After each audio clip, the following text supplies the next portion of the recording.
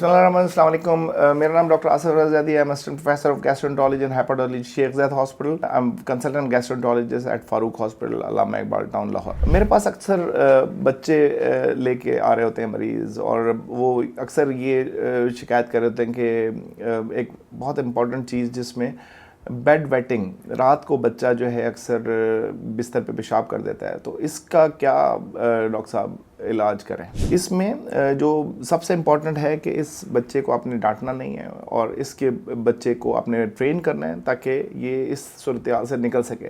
क्योंकि अगर मुसलसल वो बेचारा बच्चा अगर वो सोते में उसको तो काबू नहीं है, उसको तो पता नहीं चल रहा, लेकिन आप उसको जब डांटेंगे तो उसकी शख्सियत मुतासिर होगी, उसकी शख्सियत के अंदर गहरे घाव आएंगे और वो इंट्रोवर्ट हो जाएगा, वो बात नहीं कर पाएगा सही तरीके से, डरा रहेगा, सहमा रहेगा कि रोज़ मेरे साथ यही रात को होगा और मेरी अपना कसूर नहीं है लेकिन फिर भी मैं बिस्तर बेड कर देता हूँ. वो ख़ुद उठ के बाज़ औक़ात जो है इन चीज़ों को सही कर रहा होगा और कपड़े चेंज कर रहा होगा या बिस्तर चेंज कर रहा होगा, और एक अजीब बेचारा नफ्सियाती मसाइल का शिकार हो जाएगा. ना वो पढ़ाई की तरफ तवज्जो दे पाएगा, ना कुछ अपने आप को इससे निकाल सकेगा, ना स्कूल में कारकर्दगी उसकी अच्छी रहेगी. तो इस बारे में आज हम तफसील से बात करेंगे कि किस तरीके से इस बेड वेटिंग का, जो बिस्तर पे पेशाब कर देते हैं बच्चे, उसका क्या इलाज है. तो इसके बारे में चलिए बात शुरू करते हैं. इसमें एक जो सबसे इम्पॉर्टेंट चीज़ है वो है ये नॉक्टर्नल एन्यूरिसिस, कि रात के वक्त ज़्यादा पेशाब आता है. तो देखा गया कि 5 साल की कम उम्र के जो बच्चे हैं इनमें उसके बाद जो है पेशाब का कंट्रोल अच्छा आ जाता है. 90% जो बच्चे हैं 5 साल की उम्र में रात को बिस्तर पर पेशाब नहीं करते, और सिर्फ 10% बच्चे होते हैं जिनमें थोड़ा रिस्क होता है और बिस्तर पर रात को पेशाब कर सकते हैं, जो कि वक्त के साथ आहिस्ता आहिस्ता वो भी बेहतर हो जाता है. अक्सर देखा गया है कि माँ बाप में से किसी को अगर मसला हो तो ये दोबारा ये बच्चों में भी आ सकता है, लेकिन ज़रूरी नहीं है कि इस तरीके से ये फैमिली में किसी और को ये मसला ट्रैवल करे. अब बात करते हैं कि इनमें कौन कौन सी वजूहात है जिसकी वजह से बच्चा जो है वो रात को बिस्तर पे पेशाब कर देता है. सबसे इम्पॉर्टेंट चीज़ जो है वो मसाने का कंट्रोल, जो मिक्चुरेशन रिफ्लक्स है बच्चों में, पेशाब का कंट्रोल का जो अमल है, यानी मसाने का कंट्रोल शुरू में बहुत अच्छा नहीं होता. आहिस्ता आहिस्ता उसको बच्चे को लर्न करता है, वो कंट्रोल करने के लिए ये उसके अंदर आ जाती है, तो वो फिर अपने जगह जाके ही पेशाब करता है. और 5 साल के बाद उसके अंदर ये मिक्चुरेशन जो रिफ्लेक्स होती है, मसाने का जो कंट्रोल होता है, वो अच्छे से कंट्रोल उसको करना आ जाता है. फिर हार्मोन्स की कमी, बाज़ औक़ात एंटी डायरेटिक हार्मोन होता है जो कि अक्सर रात के वक्त एंटी डायरेटिक हार्मोन जो है वो कम होता है, जिसकी वजह से पेशाब बार बार आता है. गुदूद का बढ़ जाना, एडिनोइड्स, कुछ बच्चों में नेज़ल पॉलिप्स होते हैं या गुदूद होते हैं जो उनकी नींद पूरी नहीं हो पा रही होती है और वो रात को उठते हैं बार बार, गला ख़राब होता है, खांस रहे होते हैं, सांस ख़राब होता है, उनकी नींद पूरी नहीं हो रही होती. तो जब उनकी नींद गहरी होती है और उनको मिक्चुरेशन रिफ्लेक्स आती है तो वो उनका बेड वेटिंग हो जाती है या यूरिन बिस्तर पे निकल जाता है. अब ख़तरनाक अलामात के बारे में बात करते हैं कि कौन सी ऐसी ख़तरनाक अलामतें, अगर ये हो रहा है तो आपने फ़ौरन डॉक्टर से फौरी रुजू करना है.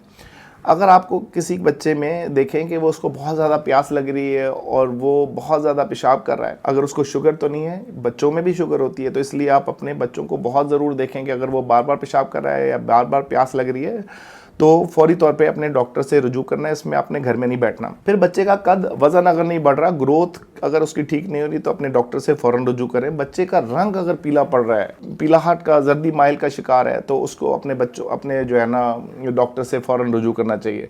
पेशाब करते हुए अगर उसको दर्द हो रहा है या जलन हो रहा है तो फ़ौरन अपने डॉक्टर से रुजू कर लेना चाहिए. या दिन के वक्त भी बार बार वॉशरूम जाता है तो इस सूरत हाल में फ़ौरी तौर पे आपको अपने डॉक्टर से रुजू करना चाहिए. अब जब इस तरह के मरीज़ हमारे पास डॉक्टर्स के पास आते हैं तो हम सिंपल से टेस्ट कराते हैं, जिसमें CBC, PTINR, LFTs, urea creatinine, urine complete examination, just to rule out के बच्चे को इस तरह का कोई मसला तो नहीं है, या HbA1c, blood sugar levels, diabetes के लिए ये कराना बहुत ज़्यादा ज़रूरी है. तफसीली इलाज अब इसके बारे में क्या है? एक तो बच्चे को डांटें या मारे मत. बच्चे को डांटने और मारने से ये मसले का आपका हल नहीं है, और ये अक्सर ये बहुत ज़्यादा एम्बैरसमेंट का बच्चा शिकार रहता है. ग़िज़ाई हिदायत जो है इंपॉर्टेंट है, اس میں ڈائٹری جو چینجز ہیں اس میں میٹھا بہت زیادہ بچے کو، چاکلیٹس، کینڈیز اور زیادہ مٹھاس والی چیزیں رات کو بالکل نہ دیں. پانی پینے کا اسکیجول بنا لیں کہ مغرب کے بعد، عشاء کے بعد اس کو زیادہ پانی نہ دیں. سارا دن بہت اچھا ہائیڈریٹ کریں اور رات کے بعد سونے سے پہلے بالکل اگر بہت پیاس لگے تو تھوڑا سا سپس دے دیجئے، لیکن زیادہ پانی اس کو بہت زیادہ دینے کی ضرورت نہیں ہے، کیونکہ زیادہ 1-2 گلاس پانی پی لے گا تو پھر وہ اٹھ نہیں پائے گا اور اس کا بیڈ ویٹنگ ہو جائے گی. رات کو واش روم کر کے سونا بہت امپورٹنٹ ہے. رات کو بچے کو ٹوائلٹ کی عادت ڈالیں کہ وہ واش روم بلیڈر اپنا خالی کر کے آئے. اور پھر اگر آپ کو پھر بچے کو اس طرح کی عادت ہے تو آپ کو اپنے ماں کو اور باپ کو، دونوں کو، لیکن اکثر گھروں میں مائیں زیادہ کر رہی ہوتے ہیں کہ بے شک 1 سے 2 گھنٹے کا الارم لگا کے سوئیں اور بچے کو اٹھ کے اس کو واش روم ضرور کرائیں. جو انیشیل 5 ایئرس کے بچے ہیں ان کو جب تھوڑی سی محنت کر لیں گے آپ تو ان کو یہ اس پرابلم سے وہ چھٹکارا حاصل کر لیں گے. تو ان کی بیسک ٹریننگ کرنا بہت ضروری ہے تاکہ وہ بستر خراب نہ کریں. موٹیویشنل تھیراپی بہت ضروری ہے. اگر آپ وہ صبح اٹھتا ہے اس نے بیڈ ویٹ نہیں کیا تو اس کو ضرور شاباش دیں، اس کو کہیں کہ تم نے اچھا کیا ہے، اب یہی تم نے آگے بھی اسی طریقے سے جو ہم نے ہیبٹ بنائی ہے کہ رات کو زیادہ پانی نہیں پینا، اٹھ کے 1-2 دفعہ پیشاب کر کے آنا ہے، تو آکے وہ اس کو جو ہے اس کو موٹیویشنل جو ہے بہت ضروری ہے کہ موٹیویشنل تھیراپی ضرور دیں. بیڈ کے ساتھ آج کل کچھ یہ الارم بھی ہو جاتے ہیں جس میں کنڈیشنل تھیراپی جس کو ہم کہتے ہیں کہ وہ آپ الارم جو ہیں وہ لگا سکتے ہیں کہ بچے کو اگر پیشاب آتا ہے تو وہ فوری طور پہ جو ہے نا اس کو الارم بج جائے گا اور وہ اٹھ کے جا کے پیشاب کر لے گا. ناک کان گلے کا معائنہ بہت ضروری ہے. اگر بچے کے اندر سانس کا مسئلہ ہے یا خراٹے لیتا ہے بچہ اور بار بار اٹھ کے اس کی نیند پوری نہیں ہوتی تو ناک کان گلے کے ڈاکٹر کو فوری طور پہ دکھانا چاہیے. طبی جو علاج ہے میڈیسنز کے اندر لائف سٹائل کی تبدیلیوں کے علاوہ جو لائف سٹائل کی دوائیوں کی بات اگر کی جائے تو وہ آخری ریزورٹ کے طور پہ ہم ڈیسموپریسن کی جو گولیاں ہیں جو 3 سے 6 ماہ کے لیے دی جاتی ہیں. اس کے علاوہ ایمیٹرپٹنین، ایمیپریمین اور آکسی بیوٹرینن کی بھی کچھ دوائیاں ہیں جو ہم دے سکتے ہیں، جن کے ساتھ میں کچھ وقتی طور کے اوپر آپ یہ دوائیاں دے کے 3 سے 6 مہینے جب مریض بالکل آپ کا یہ مسئلہ بیڈ ویٹنگ کا حل ہو جائے تو اس کے بعد اس کو ختم کر دیتے ہیں. یہ ہمیشہ ایک آخری آپشن کے طور پہ استعمال کرنا چاہیے. اس سے پہلے آپ کی سائیکولوجیکل تھیراپیز، آپ کی موٹیویشنل تھیراپیز، الارمز، پانی کا کم پینا، اور اگر کوئی انفیکشن اس کو چل رہا ہے ڈائبٹیز کے لیے دیکھنا اس کو بہت ضروری ہے.